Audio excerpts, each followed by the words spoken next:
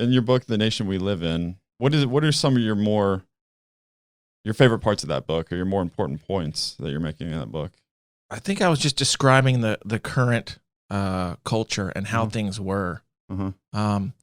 One chapter I have in there is called The End of Human Interaction. And before COVID, I just remember the world being a much more social and friendlier place where people actually talk to each other. There was this thing called networking, and you'd go to events at 5 o'clock and happy hour and pass out business cards and meet clients face to face. And it was a much more, human society and world.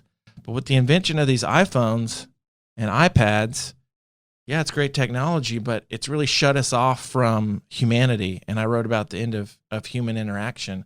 Even before COVID, you'd go to a coffee shop or something, and people have their head down, they're stuck in their laptop, just like a racing horse with blinders on. And that kind of saddened me a little bit, because I think believe in the glass is half full with humanity, and think people can be wonderful and have the potential to. So that was starting to worry me, but that was one chapter I think about. I totally agree with your concern on that. I think it is a real concern, as great as social media and all that stuff is.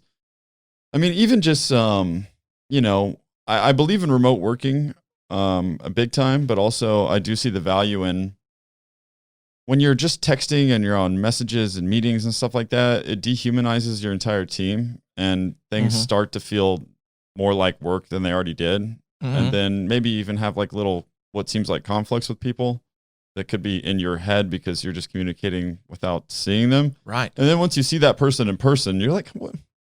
There's no conflict here. Like, you're like, oh man, this is all good. Okay. Did you sign that deal at close? Great. All right, let's go get a beer. Sweet. Yeah. Yeah. So it's just, there's a lot of bullshit or negative stuff that can come from solely communicating, online.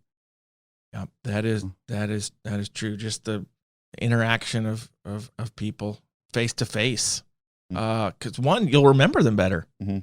Something about, you get or at least in my business, I get leads all the time. And so if I've met them and talked to them and met them face to face, then my chances of remembering them and caring about them and even doing a better job go up drastically versus, like you said, just, hey, can you text me about this? Can you email me about this, or a Zillow lead or something? It's that dehumanization.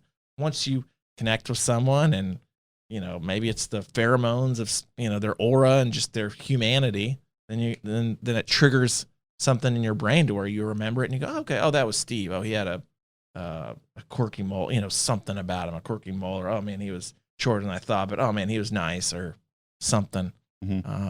So humanity, we've got to realize that we're on this earth together.